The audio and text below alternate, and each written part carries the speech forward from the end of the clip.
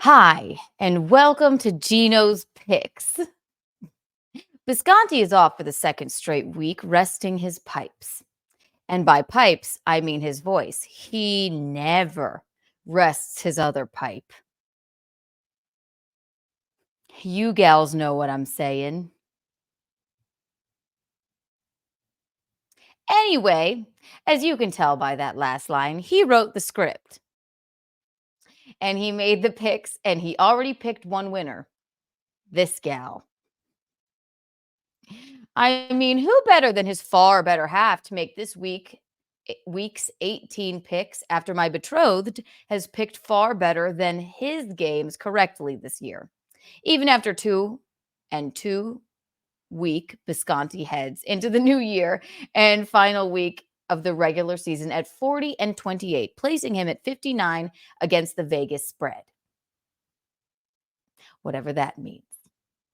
So you can't wait to get these picks. Oh, and considering I wore this youth football jersey instead of a bikini top like he wanted me to, you probably can't wait to get through them either.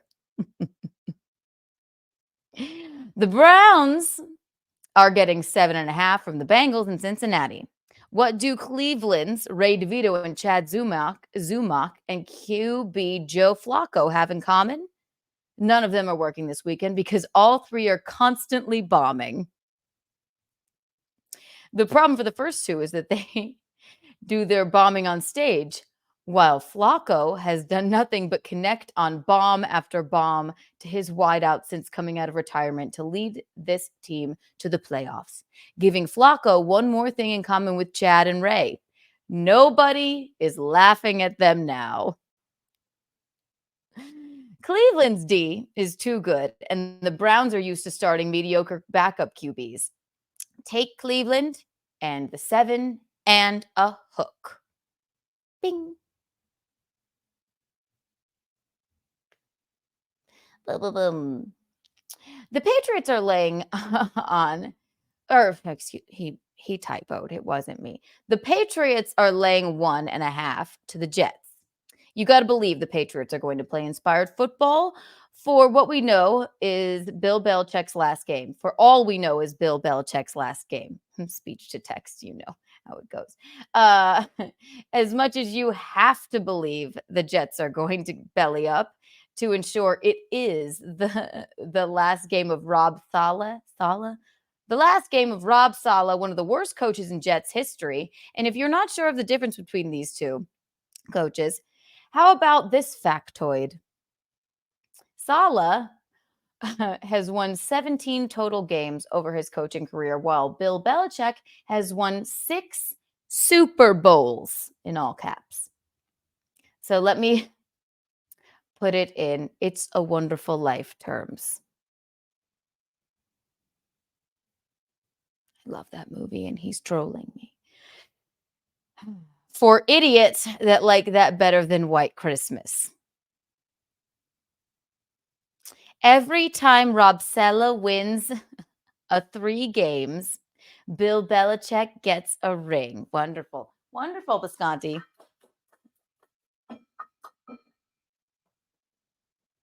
Speaking of that movie, the Jets are going to have a clearance sale at QB to get a legit backup for Aaron next year. Take the Pats and lay the 1 and a hook. Bing.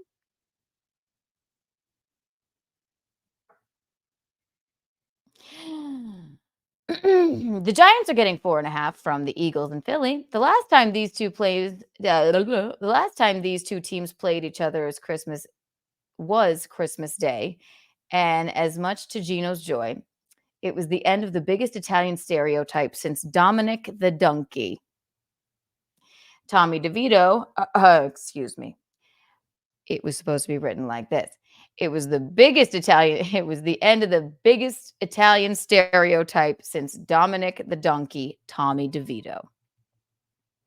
And while that donkey will certainly be back next year to light up the sky, Tommy Cutlets will not be doing the same with his passes, as his ass was benched in the game at halftime in favor of Tyrod Taylor. And all Taylor did was outscore the Eagles 22-13 in the second half. Taylor keeps it close as the Eagles continue to look for an identity. Take the G-men and 4.5, and you're getting. Take the G-men, and 4.5 you're getting. Whee! This is fun. The Raiders are giving 3 to the Broncos in Las Vegas. Before even Bisconti was a child, if that's even possible, the Raiders were coached by John Madden, who they named a video game after. They are now coached by a guy named Antonio Pierce, who grew up playing that video game. What does that mean?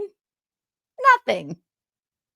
Which is also what this game means to the Broncos head coach Sean Payton, who'd love to lose it to give him even more enjoyment. When he cuts Russell Wilson next month, freeing up more space